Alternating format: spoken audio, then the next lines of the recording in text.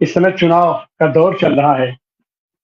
चुनाव के दौर में निर्वाचन आयोग क्या कर रहा है उस पर हम चर्चा कर रहे हैं। निर्वाचन आयोग केचुआ बना हुआ है, कोई एक्शन नहीं ले रहा है सत्तारूढ़ दल पर। आचार संहिता का इतना उल्लंघन हो रहा है, हम लोगों ने उस पर चर्चा किया। हम लोग चर्चा कर रहे हैं कि ऐसी हालत में न्यायपालिका उसको संज्ञान क्यों नहीं ले रही है, कैसे ले रही है, संज्ञान ले रही है, सब चर्चा हो रहा है। लेकिन कल एक घटना हुई महाराष्ट्र के पुणे में। पुणे में एक रईसजादे ने कार से टक्कर मारी बाइक सवारों को, दो इंजीनियर उस पर बैठे थे और उनको कुचल दिया, गिरफ्तार हो गए, जेल में गए तो वहां एक टेक्निकल मामला आया कि 18 साल के थे और नाबालिग थे। और फिर कोर्ट ने उनको सजा दिया। सजा क्या दिया कि साहब आप 300 शब्दों का निबंध लिखिए और उसके बाद उनको तत्काल जमानत मिली। एक जगह मुख्यमंत्री गिरफ्तार हो रहा है, मंत्री गिरफ्तार हो रहे हैं, तमाम सामाजिक कार्यकर्ता गिरफ्तार हो रहे हैं, पत्रकार गिरफ्तार हो रहे हैं, उनके ऊपर कोई सुनवाई नहीं है। 1 महीने, 6 महीने, साल भर, सालों से लोग जेलों में बंद हैं, उनके ऊपर कोई सुनवाई नहीं हो रही, उनको कोई जमानत नहीं मिल रही है। और एक जगह एक रईसजादे को 24 घंटे के अंदर उसको जमानत मिल जाती है, छूट जाता है। क्या यह स्थिति अगर और भी कोई आदमी, अगर कोई और भी बच्चा अगर इस तरीके से किया होता तो क्या उसको होता? और उसकी उम्र, जबकि हमने देखा था निर्भया कांड में सबसे ज्यादा दरिंदगी का काम तो नाबालिग बच्चा किया था जिसने, और उस पर उसको सजा भी हुई। तो क्या अब ये सारे लोग, ये जो रईसजादी, ये धनपति होना, तो सारे कानून से ऊपर हो जाना है? हमारे अ, अ, हमारे जो सो हमारे प्रतिनिधि विशेष को विशेष दर्जा हासिल हो जाएगा कि वो चाहे नामांकन पत्र में कुछ भरें न भरें, कुछ करें न करें, तमाम इलेक्ट्रिक पोलों पर, तमाम ये सरकारी संस्थाओं में उनकी फोटो अपना टंगती रहे, उनका झंडा टंगता रहे, उस पर कोई एक्शन नहीं होगा। तमाम गाड़ियां उनका झंडा लगा कर चले, उनके ऊपर कोई एक्शन नहीं होगा। और आनंद तिवारी की गाड़ी पर अगर झंडा लग जाता है तो पुलिस वाला डंडा पटक के चालान काटेगा कि आपने परमिशन ले रखा है अपना। आज इसी बात पर आज हम चर्चा करने जा रहे हैं। खास करके मामला ये जुबलाइन कोर्ट का है और जुबलाइन कोर्ट की एक विशेषज्ञ हमारे साथ आज है, जागृति राही जी। हम आपका स्वागत करते हैं, अभिनंदन करते हैं। हमारे साथ हैं अमिताभ दत्ता जी। आप आते हैं बंगाल से और बंगाल में भी इस बीच हम देख रहे हैं कि एक जज महोदय जिस तरीके से इस्तीफा दिए, कैसे कैसे फैसले दिए, फैसले दे के इस्तीफे दिए, और अब कह रहे हैं कि हम तो आरएसएस के रहे हैं, हम तो आरएसएस का ही काम करेंगे, हमको हमको चाहे जो जैसे हो। खुलेआम इस तरीके से, जबकि वो खुद न्यायपालिका ही बार बार एक्शन लेती है, सब करती है। उस पर चर्चा करने के लिए आज हम आपके सामने उपस्थित है। तो हम ऐसी हालत में हम सबसे पहले हम चलना चाहेंगे जागृति राही के ही पास कि यह पूरा जो केस है, क्या और भी लोग अगर इस तरीके से कुचल दिए जाते, हालांकि हमने देखा है अपना खीरी लखीमपुर में हम, अपना गृह राज्य मंत्री टेनी जी का बच्चा थार जीप से किसानों को रौंद देता है और उसके ऊपर क्या कैसे एक्शन होता है, और हमारी सरकार के वो बगलगीर बने रहते हैं हमारे गृह राज्य मंत्री जी। जबकि मोदी जी ने किसानों के साथ जो समझौता हुआ था 13 महीने के आंदोलन में, जिसमें 750 किसानों ने अपनी शहादत दी थी, उसमें समझौते में हमें ये किया भी था कि आप उनके ऊपर एक्शन लेंगे, उनको आप दंडित करेंगे। लेकिन साहब कहीं कुछ नहीं हुआ। तो यह जो ताजा घटना आई है, इसके संदर्भ में आप क्या कहेंगी जागृति राही जी? नमस्कार सभी बहुजन संवाद के दर्शकों को और पैनलिस्ट लोगों को। आज जो ये विषय है, हिट एंड मतलब रन का जो मामला है, जिसमें एक जुवेनाइल ने जो घटना का अंजाम दिया है, पोर्श गाड़ी लेकर, जो बिल्डर के बहुत बड़े बिल्डर हैं, उनका बेटा जो है महाराष्ट्र में पुणे में, उसने 2 इंजीनियर्स को कुचल दिया और फिर उसको जमानत मिल गई। सिर्फ एक निबंध लिखने की सजा देते हुए जुवेनाइल को सजा नहीं दी गई और जमानत मिल गई। तो मैं चूंकि बनारस जुवेनाइल जस्टिस बोर्ड की 5 साल तक सदस्य रही हूँ बनारस में, और मैंने ऐसे बहुत सारे केस देखे हैं और डील किया है उनके साथ। तो और जुवेनाइल जस्टिस एक्ट जो है उसके बारे में थोड़ी जानकारी रखती हूँ प्रैक्टिकल। तो उस बारे में बात उसी नजरिए से करूंगी as a juvenile justice system का हिस्सा और चाइल्ड राइट एक्टिविस्ट होने के नाते।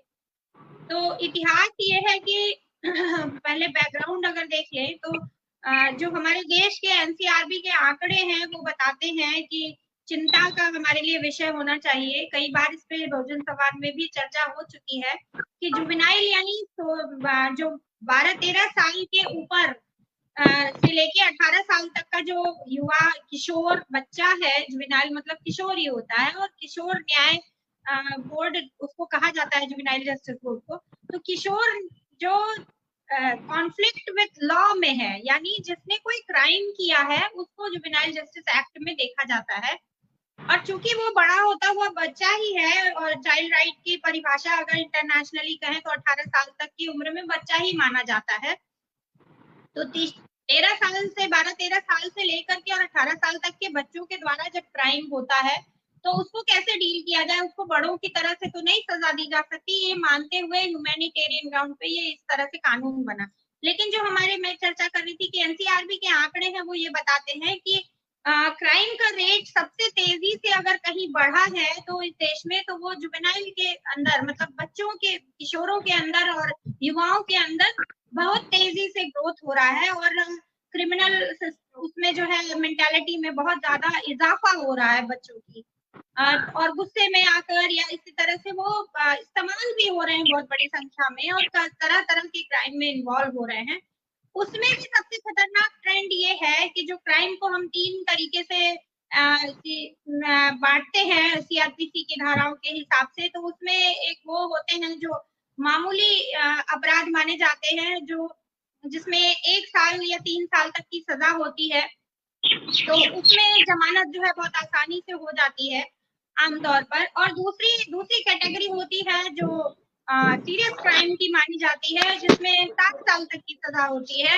और उसके बाद सबसे जो खतरनाक कैटेगरी हीनियस क्राइम की आती है, जघन्य अपराध जिसको कहा जाता है, उस मामले में जैसे बलात्कार है, हत्या की कोशिश है, इस तरह के मामलों में या पॉक्सो के मामले हैं, तो उसमें 10 साल से ऊपर की सजा है। और जघन्य अपराध में के मामलों में या सीरियस क्राइम के भी मामलों में बिना प्रॉपर जांच के और बिना जज के द्वारा सही समझे हुए जमानत भी नहीं मिलती है। तो जुवेनाइल जस्टिस का जब मामला आता है, एक्ट का मामला आता है, तो वहां पे पहले ये सिस्टम था निर्भया कांड के पहले कि आपको बच्चे को 10 साल तक की सजा नहीं मिलती है, और उसको आजीवन कैद या फांसी बिल्कुल नहीं दी जा सकती है। और इसलिए बहुत सारे मामलों में और माना जाता है, उसके पीछे बेस है कि बालक या किशोर जो है उसके अंदर सुधार की प्रक्रिया अपनाई जानी चाहिए, वो सुधरने का चांस दिया जाना चाहिए, और इसलिए उसको जेल भी नहीं भेजा जाता, उसे सुधार गृह भेजा जाता है। जो होम्स बने होते हैं जिले स्तर पर, वहाँ होम्स में उन बच्चों को रखा जाता है और उनको सुधरने का मौका दिया जाता है।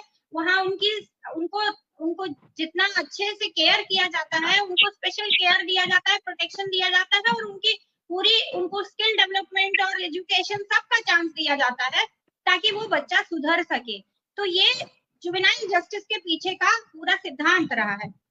और उसके परिप्रेक्ष्य में देखें तो ये जो बहुत बड़ा चौंक रहे हैं लोग कि ऐसे जमानत मिल गई, कैसे जमानत मिल गई, तो उसके पीछे यही बैकग्राउंड है कि जो बोर्ड के सदस्य होते हैं उनको ये पावर होती है कि वो उस बच्चे की जांच करें।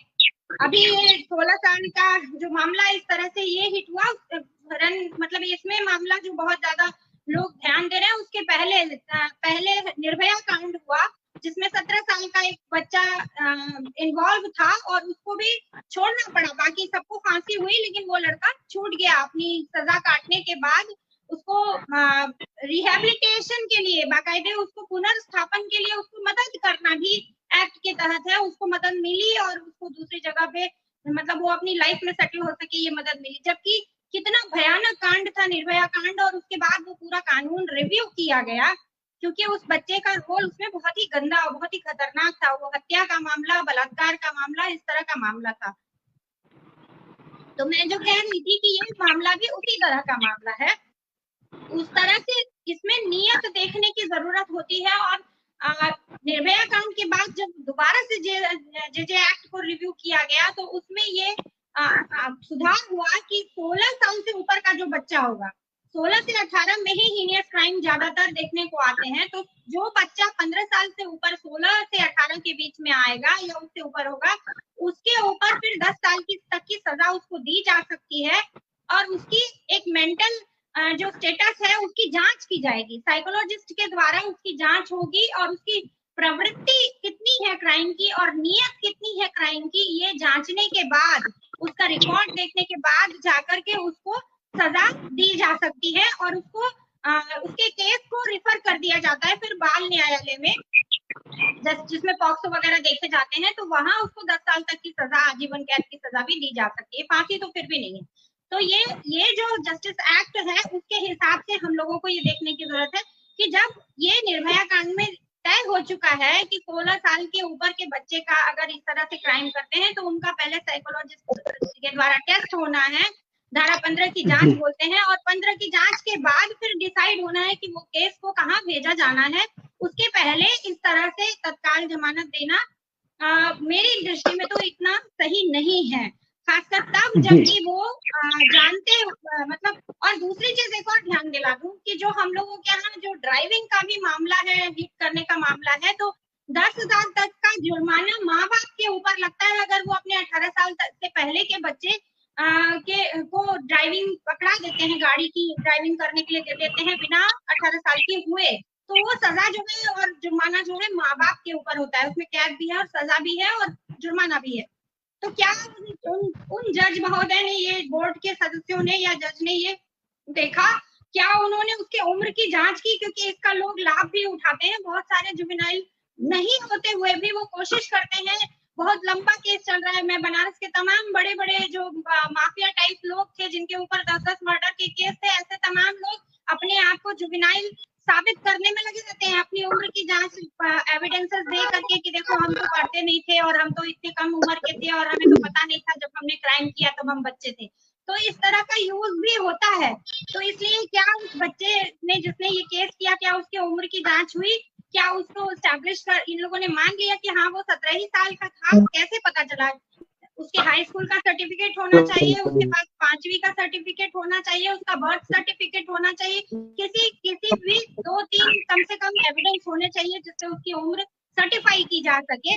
उस सर्टिफिकेशन के बाद ही इस तरह से मामला होना चाहिए। तो ये सारा सिस्टम है जिसके बारे में मुझे बताना था, ताकि इस बहाने लोगों को जानकारी हो सके। और दूसरा कि इसमें ज्यादा जो अपराध है वो माता पिता के द्वारा है कि वो अपने इमेच्योर बच्चे को, जिसको ठीक से ड्राइविंग नहीं आती है, उसके हाथ में गाड़ी पकड़ा रहे हैं, तो दोषी वो भी माने जाएंगे, उनके ऊपर भी जुर्माना और सजा है। तो इस मामले में भी इसका ध्यान रखा जाना चाहिए।